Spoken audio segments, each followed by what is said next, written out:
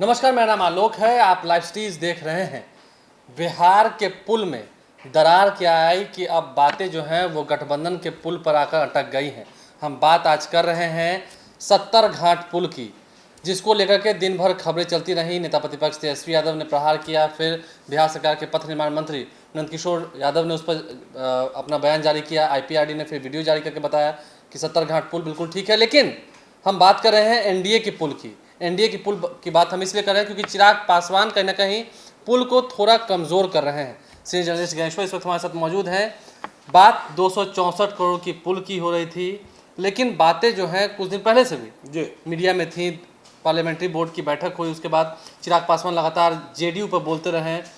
रामविलास पासवान ने भी कह दिया कि सारा फैसला वो लेंगे। तो बिल्कुल क्या लग रहा है, कैसा मूड है चिराग पासवान? देखिए आलोक, आपने बिल्कुल सही बात कही कि पुल की बात हो गई है और अब गठबंधन में पुल की बात हो गई है। देखिए, बिहार सरकार ने तो कह दिया कि विपक्ष जिस पुल की बात कह रहा है वह ध्वस्त नहीं हुआ है। ठीक है, वीडियो भी जारी किया, आपने बताया। लेकिन चिराग पासवान ने जिस तल्ख तेवर के साथ जीरो करप्शन की बात कर दी अपने ट्वीट में और कहा कि 264 करोड़ की लागत से बने पुल का एक हिस्सा आज ध्वस्त हो गया है। राज्य सरकार की सफाई को वे नहीं मान रहे हैं, इसका मतलब ये निकलता है। और कह रहे हैं कि इस तरह की घटनाएं जनता की नज़र में जीरो करप्शन पर सवाल उठाती है। देखिए, नीतीश कुमार जीरो टॉलरेंस की बात करते हैं और इन्होंने जीरो करप्शन की बात की। लोजपा मांग करती है कि उच्च स्तरीय जांच कर जल्द दोषियों पर कड़ी कार्यवाही करे। देखिए, इस ट्वीट का यदि आप पॉलिटिकल निष्कर्ष निकालें तो आज की तारीख में यह मानिए आलोक कि नीतीश कुमार और चिराग पासवान का रिश्ता टूट गया है। नीतीश कुमार अब चिराग पासवान से बात करने नहीं जा रहे हैं जी। नीतीश कुमार इस बात के पक्षधर अब नहीं होंगे कि एनडीए में चिराग पासवान की कोई जगह है जी। भाजपा की मशक्कत होने वाली है, क्योंकि जो पॉलिटिकल एनालिस्ट हैं, इंडिपेंडेंट हैं, वे चिराग के पीछे बीजेपी की थिंक टैंक टीम को मानती है कि चिराग स्वयं नहीं बोल रहे हैं, पीछे भाजपा है। तो ये चुनौती नीतीश कुमार के सामने भी है। लेकिन नीतीश कुमार जिस तेवर और जिस मिजाज के लिए जाने जाते हैं, जिस रणनीति के लिए जाने जाते हैं, अब नीतीश कुमार और चिराग पासवान में बात बनती नहीं दिखाई पड़ती है। हाँ, हम बात आगे आप कहिएगा, विस्तार समझाएंगे। गठबंधन की पुड़िया की अगर हम बात करें तो गठबंधन की पुड़िया नीतीश कुमार काफ़ी ही बहुत मजबूती से बनाते हैं जी, आपको पता होगा। लेकिन जिस तरीके से चिराग पासवान बयान दे रहे हैं, आज कोई पहली बार नहीं हुई है जी। आज भी तेजस्वी यादव के साथ यदि हम कह रहे हैं खबरों के माध्यम से कि सुर मिले हैं, विरोध जताया है, तो पहले भी जता रहे थे। और अब सीटों को लेकर के हो या किसी भी चीज़ को लेकर के हो, बातें नहीं मैच कर रही हैं एनडीए में। देखिए आलोक, मैं चिराग के तेवर को अभी तेजस्वी यादव के करीब जाते नहीं देख रहा हूँ। हाँ ठीक है, मुद्दों पर सहमति बनती दिखती है, लेकिन इसका आशय कतई नहीं निकलता है कि चिराग और तेजस्वी की युगलबंदी होने जा रही है। हाँ, नीतीश कुमार से दूरी खत्म नहीं होने वाली है, यह सूरत बन गई है, क्योंकि तेजस्वी यादव को अभी लंबी राह चलनी है और कांग्रेस के साथ ही बात होनी है। अभी चिराग पासवान के साथ कोई बनती बात हमें नहीं दिखती है। जहां तक चिराग पासवान की बात है, चिराग पासवान ने ये मान लिया है, रामविलास पासवान ने कही दिया कि अब जो कुछ है चिराग पासवान है, मेरा बस भी नहीं चलता है। चिराग पासवान ने ये मान लिया कि मेरा नुकसान क्या होगा। बिहार विधानसभा में हमने 2015 में सिर्फ 2 सीटें जीती थी, 2 से अधिक तो जीतेंगे, चाहे सूरत जैसी हो। उनके पास भी काफी बाग शेर हैं चिराग की स्थितियां के पास। 2010 में जब बदतर हुई थी लोजपा के लिए, उस वक्त भी 2 सीटें जीती थी, 2 या 3 सीटें। हाँ जी बिल्कुल। तो चिराग ये मानते हैं। और नीतीश कुमार, देखिए अब नीतीश कुमार और चिराग के बीच ये तकरार क्यों है? देखिए, ये सत्ता का तकरार है और ये गठबंधन का तकरार है। देखिए, जो मेरी मान्यता है और वही पॉलिटिकल एनालिस्ट भी मानते हैं कि नीतीश कुमार भाजपा और जदयू के बीच में लोजपा को नहीं रहने देना चाहते हैं। सत्ता की कुंजी लोजपा के पास नहीं जाने देना चाहते हैं। अब आप कहेंगे सत्ता की कुंजी लोजपा के पास कैसे? देखिए, 243 सीटों की बिहार विधानसभा है। जो संभावनाएं दिखाई पड़ रही हैं उसमें ऐसा लगता है कि जदयू 115 सीटों पर चुनाव लड़ेगी, 116 भी हो सकता है। भाजपा से जो बात चली थी उसमें 105 सीटों पर भाजपा के लड़ने की बात हो रही थी, सिर्फ भाजपा की। तो 115, 105, 220 होता है। नीतीश कुमार चाहते थे कि 23 सीटें लोजपा को दे दी जाए, लेकिन चिराग पासवान सहमत नहीं है 23 सीटों पर। भाजपा चाहती है कि उन्हें 27, 28 सीटें दे दी जाए। तो नीतीश कुमार ने कह दिया कि जो भाजपा को करना है अपने हिस्से की सीटों से करना है। अब देखिए भाजपा क्यों चाहती है कि अधिक सीटें लोजपा को मिले और नीतीश कुमार क्यों नहीं चाहते हैं कि लोजपा को अधिक सीटें मिले। तो देखिए सीधा सत्ता का गणित समझिए। यदि 115 सीटों पर नीतीश कुमार लड़ते हैं, 105 सीटों पर बीजेपी लड़ती है, तो दोनों उतने सीटों पर चुनाव लड़ रही है जो बहुमत का फिगर नहीं है, उससे कम सीटों पर चुनाव लड़ रही है। तो दोनों पार्टियों को एक साथ आना होगा। लेकिन यदि आप मान लीजिए नीतीश कुमार को या भाजपा को, देखिए दोनों एक दूसरे के साथ खेल रहे हैं। यदि 115 सीटों पर नीतीश कुमार चुनाव लड़े, स्ट्राइक रेट, देखिए मैं ये नहीं कह रहा हूं कि यही होना है, जो ये लोग सोचते हैं, जो कहते हैं कि 200 सीटों की बात करते हैं, तो यदि नीतीश कुमार को ये लगता है कि हमने 80 सीटें जीत ली, हमने 85 सीटें जीत ली और उधर भाजपा ने भी इतनी ही सीटें जीती, तो ये दोनों किस पर डिपेंडेंट हो जाएंगे? वो लोजपा पर डिपेंडेंट हो जाएंगे। और लोजपा के पास यदि जीती हुई सीटें, उन्हें अधिक सीटें मिली और वे 20 से अधिक सीटें जीत कर चले आए, तो भाजपा क्या खेल कर देगी? वही फिर देखिए भाजपा खेल के लिए जानी जाती है। आपने मध्य प्रदेश में खेल देखा, आपने राजस्थान में भी खेल देख रहे हैं, आपने कर्नाटक में खेल देखा, और अब तो भाजपा ने एक नया ट्रेंड पैदा कर दिया कि जीते हुए विधायकों से इस्तीफा करा दो। उसके पीछे क्या गणित होता है, किस तरीके का खरीद बिक्री होती है, यह भी आपको पता है कि यदि कोई नया विधायक इस्तीफा, अभी आप देख रहे हैं कि राजस्थान में 20 करोड़ की बात हो रही है, मध्य प्रदेश में 50 करोड़ तक की बात गई कि इस्तीफा देने वाले विधायकों ने। तो इतने पैसे, यदि आज की बात करें, राजनीतिक पार्टियों की ताकत की बात करें, तो यह पैसा जो चर्चा है, देखिए हम ये नहीं कह रहे हैं कि यही होता है, तो इतने पैसे देने में सिर्फ और सिर्फ भाजपा सक्षम है। देखिए नीतीश कुमार के पास भी चुनाव के बाद 1000 करोड़ रुपए की बात हम कर रहे हैं, विधायकों को खरीदने के लिए नहीं होगा, और तेजस्वी यादव के पास भी नहीं होगा। कांग्रेस की स्थिति भी थोड़ी दुर्बल है। तो नीतीश कुमार ये नहीं चाहते हैं कि चिराग पासवान 10 से अधिक सीटें किसी भी सूरत में जीते, लेकिन भाजपा चाहती है कि वो जीते, ठीक है, कम से कम 20 से 25 सीटें जीते जी। तो ये स्थिति है, और इस स्थिति में अब नीतीश कुमार अब चिराग पासवान से नहीं बात करने जा रहे हैं, क्योंकि बात इतनी आगे बढ़ गई। आज जिस तरीके से उन्होंने जीरो करप्शन पर नीतीश कुमार के बारे में कहा जाता है कि जैसे ही उन्हें लगता है कि कोई उन पर सीधा आक्षेप कर रहा है, वो सीधे आक्रामक मोड में आते हैं। हाँ, क्योंकि नीतीश कुमार अक्सर कहते हैं क्राइम, करप्शन, कम्युनिज्म। जब महागठबंधन भी टूटा था तो इन्हीं तीनों मुद्दे पर हुआ था। क्राइम, करप्शन, कम्युनिज्म से वो कंप्रोमाइज नहीं करते हैं। नहीं, लेकिन एक आज वाले प्रसंग में देखिए, जब बात ये हो रही कि पीछे भाजपा, लेकिन आज वाले प्रसंग में देखिए कि जिस पुल और पुलिया को लेकर विवाद छिड़ा है, वो पथ निर्माण विभाग का है, और उसके मंत्री भी भाजपा के मंत्री हैं नंद किशोर यादव। तो ये एक अलग सूरत है। लेकिन बात इतनी बिगड़ गई है कि अब बात बनती नहीं दिखाई पड़ रही है। तो जो आपने कहा कि गठबंधन की पुल या गठबंधन का पुल कैसे बनेगा और कैसे सलामत रहेगा, चिराग पासवान नीतीश कुमार से बातचीत करने को तैयार नहीं है, नीतीश कुमार चिराग पासवान का वजूद मानने को तैयार नहीं है। नीतीश कुमार का मानना है कि बगैर चिराग पासवान हमने 2005 में, 2010 में चुनाव जीतकर दिखाया है। नीतीश कुमार यह भी मानते हैं कि बिहार का चुनाव जो है वो नीतीश कुमार के फेस पर होता है। जी, तो कहीं ना कहीं देखिए गठबंधन के पुल की जब हम बात कर रहे हैं, गठबंधन का पुल जो है फिलहाल तो बरकरार है एनडीए गठबंधन, लेकिन दरार जो आई है, गोपालगंज के पुल में भी दरार आई है, भले ही वो अप्रोच रोड हो, और यहाँ एनडीए में भी जीरो करप्शन के नाम से जो बम फटा है, वो भी दरार आया है एनडीए में, ये मानना पड़ेगा। देखिए ये तो मानना ही पड़ेगा ना, जब वो जांच की मांग कर रहे हैं और दोषियों को, नीतीश कुमार कहते हैं कि जब हम पुल बनाते हैं, पुल पुलिया बनाते हैं, सड़क बनाते हैं, तो हम उसके मेंटेनेंस के भी, आखिर किस तरीके से निर्माण हुआ था।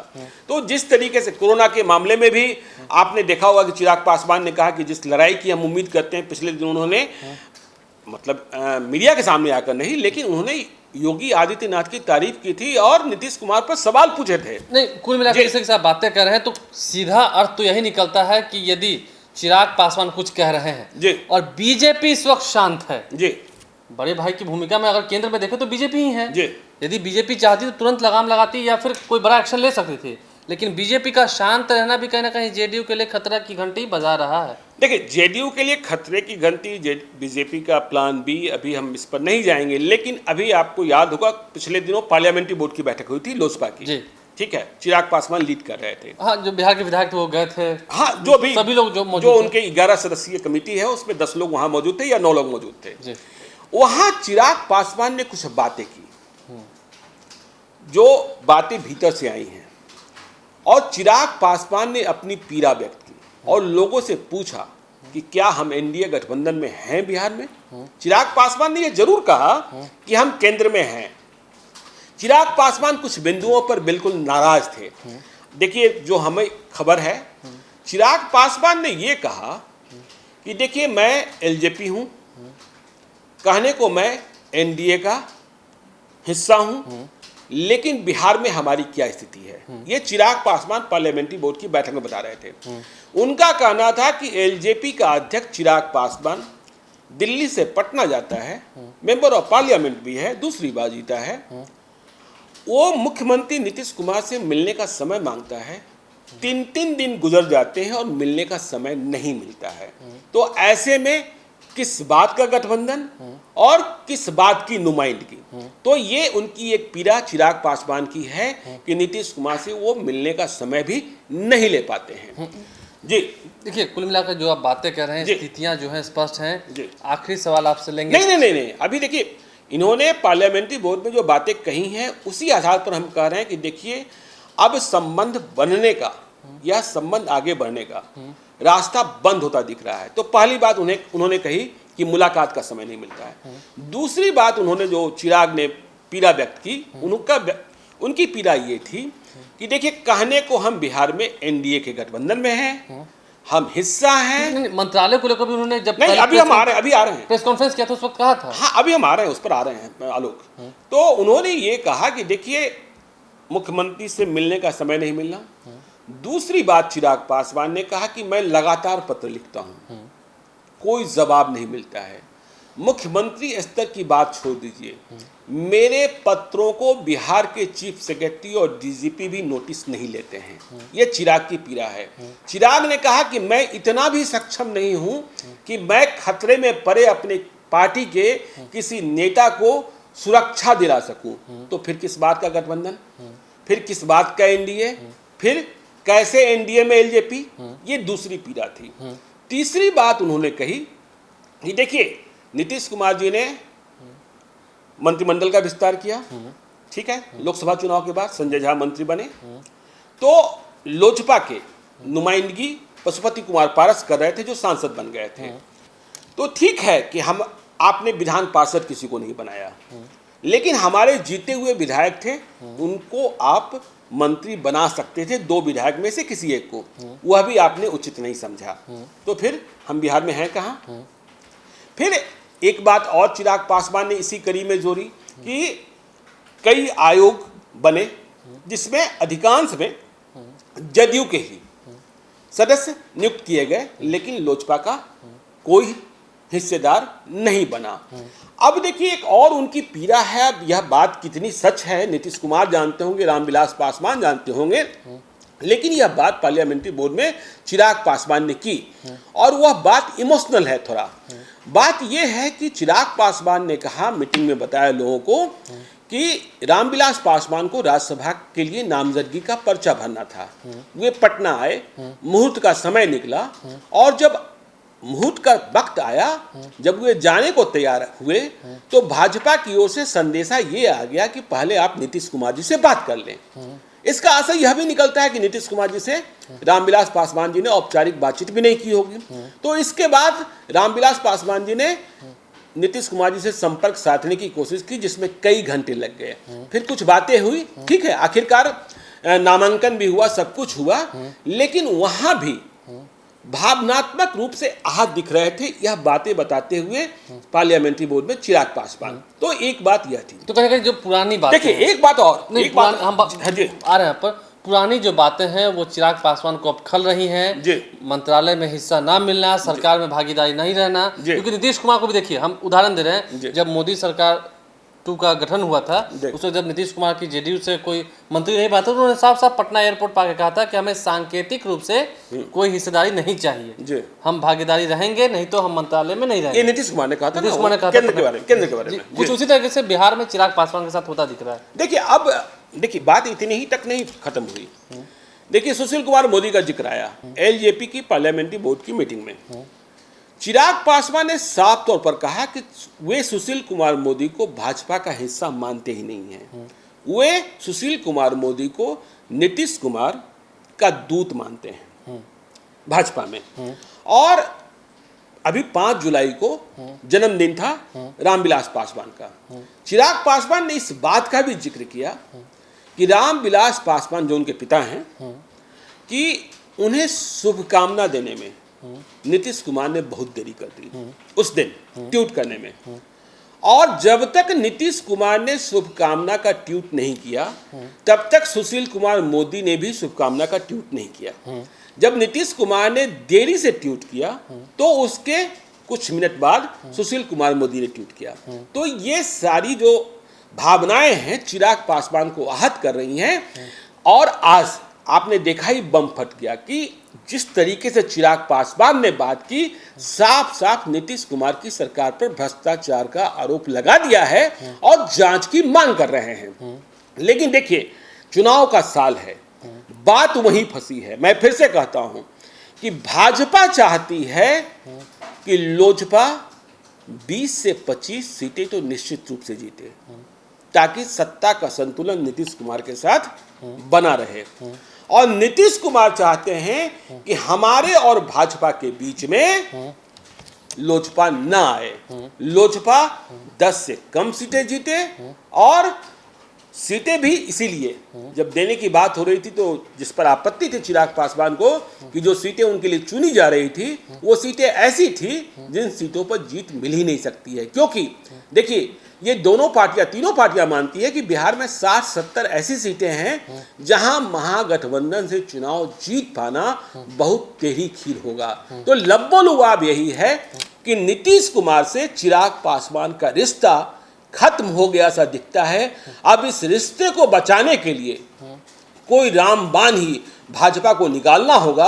और भाजपा रामबाण निकालती है कि नहीं निकालती है, यह आने वाले दिनों में तय होगा। नहीं तो चिराग पासवान का रास्ता क्या होगा। मैं फिर से कह रहा हूं, तेजस्वी यादव के साथ रास्ता अभी नहीं दिखता है। लेकिन क्या पीछे में यदि हम भाजपा के बगैर बात करें, भाजपा का प्लान क्या है यह भी खुलेगा। लेकिन भाजपा के पीछे भी, भाजपा के बगैर भी क्या कुछ प्लान, जिसे आप कहते हैं प्रशांत किशोर प्लान, वह भी चल रहा है। देखिए बहुत सारी चर्चाएं हैं राजनीति। हाँ, क्योंकि चिराग पासवान मानते हैं कि मेरे पास खोने के लिए कुछ भी नहीं है, पाने के लिए बहुत कुछ है। हाँ, और मुख्यमंत्री बनने की लालसा तो है। राजनीति संभावनाओं का खेल है, बहुत सारी जो खेल है वो पर्दे के पीछे होती है। लेकिन पुल टूटा था गोपालगंज में, दरार आ गई है लगता है एनडीए गठबंधन में। और रिश्ता टूट गया है, रिश्ता टूट गया है। यदि आने वाले समय में मजबूती से गठबंधन की पुड़िया नहीं बांध पाई एनडीए, नीतीश कुमार बीजेपी, तो खामियाजा भुगतना पड़ सकता है। और माफ कीजिएगा, बड़ी बात यह है कि यदि इन सभी खेल के पीछे बीजेपी है, तब तो बड़ा झटका लगने वाला है। लाइव स्ट्रीम देखते रहें, हमारे चैनल को सब्सक्राइब कर लें, साथ साथ फेसबुक पेज भी लाइक करें। इसके अलावा ट्विटर हैंडल पर लाइव स्ट्रीम जरूर फॉलो करें। धन्यवाद।